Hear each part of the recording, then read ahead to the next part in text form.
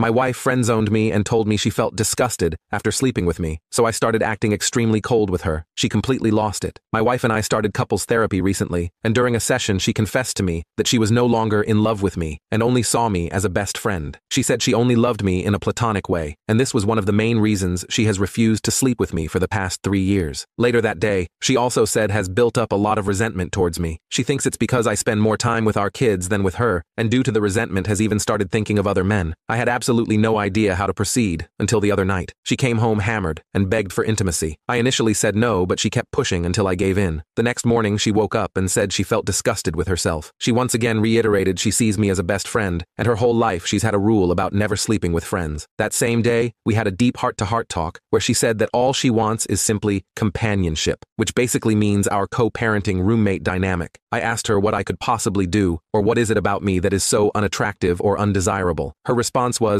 I don't know. She stated that she does love me, but it's not the same, that she has been feeling disconnected for years, and that our marriage just takes up too much work. Her focus is only the children for now, and that my co-parenting contributions are meaningful to her in our home. I'm puzzled, I'm frustrated, and I do not know what to do at this point. Update 1. One of the main things that has bothered me has been the term resentment, and it has been really eating me up inside knowing my wife keeps telling me she doesn't know why she's resentful, or doesn't know why this is affecting her emotionally, mentally. I brought this up with our therapist once again, and resurfaced the conversation about being married for so long, 15 years, and being together since we were 14. Our long history of growing up and how having children when we were 19 significantly changed the trajectory of our lives. We experienced severe poverty and many hardships in the process, and we essentially had zero social life for the past 10 years because we were so busy raising babies, 2 kids now ages 12 and 14. The therapist followed up with tons of questions directly mostly at my wife about her feelings towards this, and 90% of the responses were very our kids focused. It definitely felt like she was afraid of saying, yes, it sucked, because she would feel guilt or shame because it would imply she regrets the kids. I mentioned this in the session, and the therapist encouraged her to look at this outside of the lens of being a mother and to try to view it a bit more selfishly and individually, and it was very eye-opening. My wife mentioned that she was very frustrated with the fact that we did miss out on many things in life. She also was very clear in saying, I do not think I missed out on other partners or dating or partying, but I certainly lost all my friends. This was huge, because one of the big pieces that has caused a strain in our lives is how siloed and isolated we've been. I followed up by reminding her that it's important to have good friends and to make time for herself and her friendships. For the past 3+ years, we've had multiple conversations about friends and how it is important to have them in life, especially when you have similar peers that can help in many areas of life that perhaps we have no experience navigating, and even simply for enjoyment. It has always been something my wife avoids, even though she's always been someone who needs that external stimuli. The main reason for her not investing in friends or even herself has always been the kids. Like I mentioned earlier, 90% of the answers have to relate to the kids to some degree. At this point in our session, I started to feel like there was a common denominator, the kids, in most of the frustrations and problems she was experiencing. So I simply asked her, do you think you may be upset at me because I'm responsible for these kids in the sense that I got you pregnant so young? I wasn't ready, but she said that she was upset at me for that. She also followed up with the fact that she knows that's unreasonable because it takes 2 to tango. I did feel like it was progress because it kind of gave us something to work on and help alleviate some of these burdens. So we agreed to invest more time in nurturing good friendships, both together and individually. Towards the end of the session, we began to discuss what actionable items we would take from this session. At this point, it was still all very ambiguous and blurry as to what the outcomes were. I was very direct and very forward in asking my wife what her plan is moving forward. She started basically saying the same thing, that she doesn't have any desire to be intimate with me as of now, and that she loves me immensely, and she feels bad for not being there for me. I also brought up the brief swinging that happened, to which for the 50th time said it wasn't a problem. I agree with her on this. This was something that was a mechanical approach for a solution to a problem that was very much inexistent when we tried this. We both really have no issue to this. We know it happened, we tried it, and mutually stopped and turned the page. I also brought up other life events that may cause resentment, and really we ended up not getting anywhere else as far as the root for resentment, which was discouraging. I then basically expressed to my wife that I will not be okay with that arrangement. I told her that I've really done everything I can,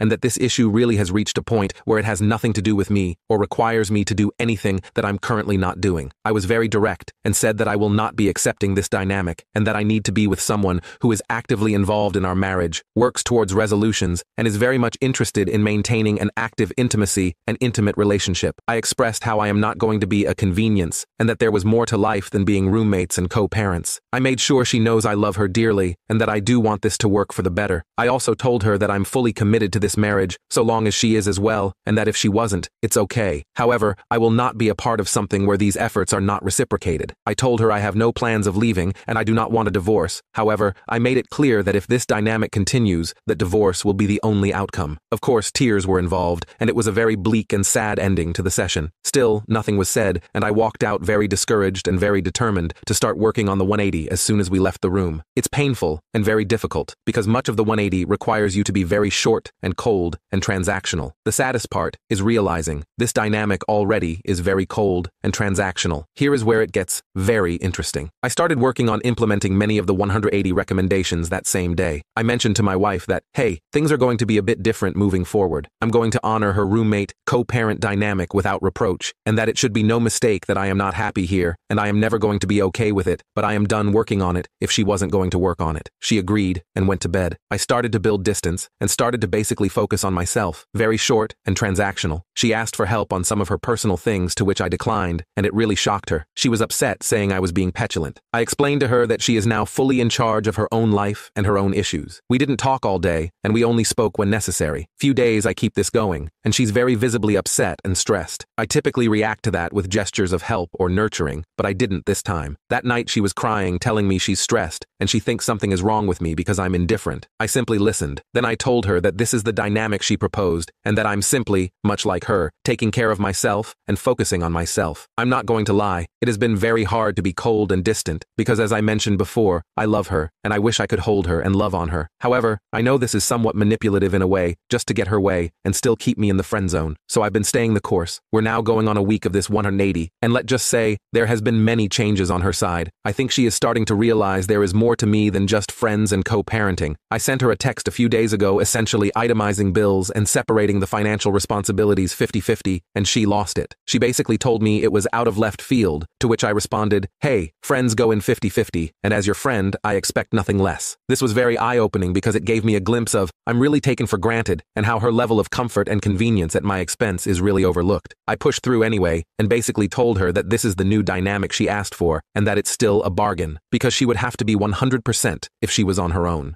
I'll wrap up with this. While the 180 has been working in many different areas, I am still very much sad about the overall situation. There have been many eye-opening statements being said, and realization that have not been pleasant to encounter. It has also sparked new energy and new efforts on her side as well. She's definitely seeking to talk to me more often, and while it's hard to turn down, I hope if things improve, this continues to happen. I've also noticed that she's making more time for herself, aside from being a mom, which is huge, because she pretty much neglected herself for years. I'm very pleased seeing her be more herself. My hope is that as we work on ourselves, the marriage improves. There really is no telling at this point where this will go. We are very much cordial and amicable even to this day, and that's a very good sign. Boundaries are set, and expectations are very clear, and I feel that no matter the outcome, I will be at peace with everything that has been done. We're still going to continue the couples therapist until we either rekindle our marriage or end up in divorce. I feel like having this unbiased third party really helps as a witness and as a guide through this. No matter what, I will always love my wife. However, I will not participate in an intimacy-less marriage because we both deserve better. Update 2. We're now almost 9 weeks in on the 180 method I mentioned I was starting, and it started to render some positive reactions from my wife. So much has changed, and it has changed for what seems to be for the better. This past Memorial Day weekend, my wife asked me if I wanted to go out for coffee because she wanted to talk to me about something. This was huge, because I can't recall when the last time my wife asked to talk to me about something important. I must admit, I was very nervous and worried about what this could be about, and my mind was racing with the plethora of scenarios of what it could possibly be. Of course, I agreed, and we took some time away from the kids to have this conversation at a local coffee shop. The talk was very constructive in nature. There was a ton of insightful information about herself that helped me further understand where she is in life, both emotionally and mentally. We summarized what the core issues we are encountering are, and she asked me for help. This is new, and I cannot tell you how excited I was, hearing something so sincere coming from my wife, who for the last 3+ years has been absent. So, after she was through sharing all her thoughts, I proposed a plan that I felt was right for us. This is something that I had been thinking about these last few weeks, and I was planning on bringing this up in a few months if I noticed that things were not changing for the better. This date felt like the right place to share it, since it goes hand in hand with what she talked about, and it also relates to the help she was asking me for. I started by first acknowledging her feelings and her concerns. I told her they are valid, and how she feels is personal to her, and that I care that she feels this way, because I don't like the thought of her being sad or depressed. I also told her that my goal still is, and will always be, for us to reconcile and be the happily ever after we vowed to be for each other, and that my love for her is as strong, if not stronger, as it was the day we said, I do. I continued the conversation by telling her how I felt about the whole situation and how it affects me every day. I also clarified some things that she mentioned she was feeling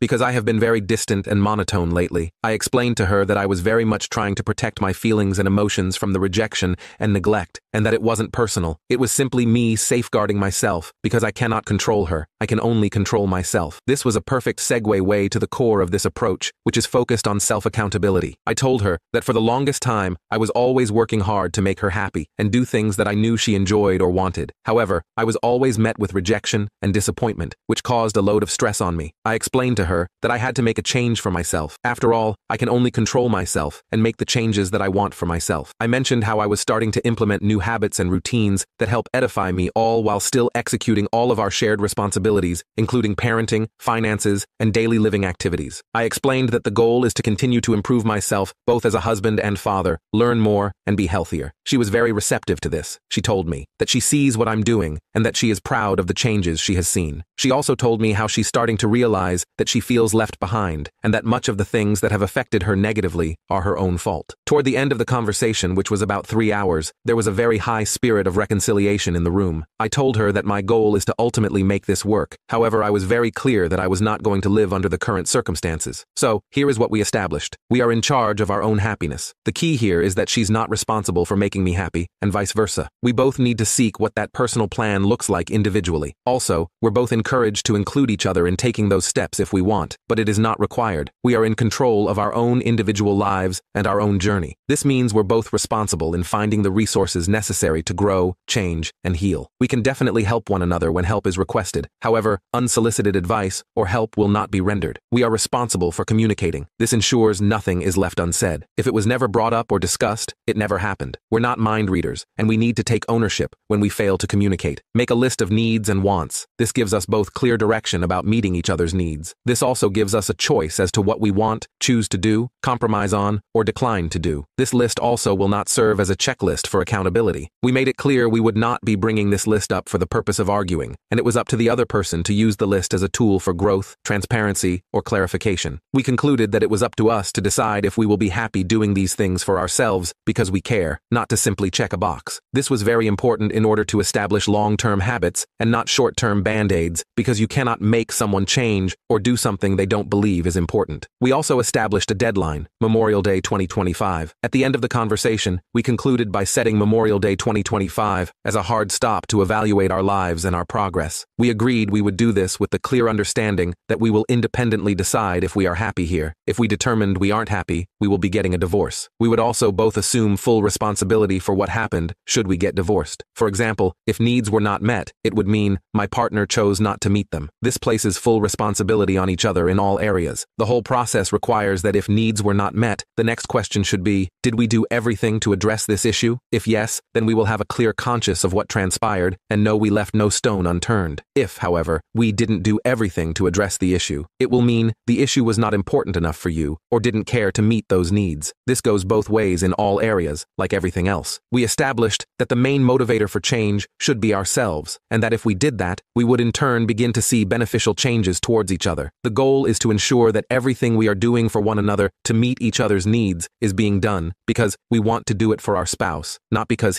she asked. Isn't Ted? It was done because I know it makes him, her, happy, and I love seeing them happy. I felt it was important to mention to her that we are no longer required to do anything for each other. It is now more of a, I want to do these things for each other. Ultimately, I felt the conversation was very positive and productive. Many tears were shed and lots of hugging ensued. I know this doesn't mean or guarantee anything. However, this has never happened before, and I can honestly attribute it to the 180 method. I've decided I will conclude and will refrain from this method moving forward, as the plan now has changed. I'm planning to devote myself entirely to not only myself and my growth, but to also work on her needs and wants, because I want her to be happy by my side. She said and agreed she would do the same for herself. We agreed we would help and build each other wherever we request for it, and that we will be approaching this as a team. As of today, some of the biggest changes I have noticed are her commitment to therapy and mental health. She is taking some antidepressants that are helping her. She is also more confident and in a far better mood more frequently. We have started to explore more ways of intimacy in multiple areas, such as physical touch and words of affirmation.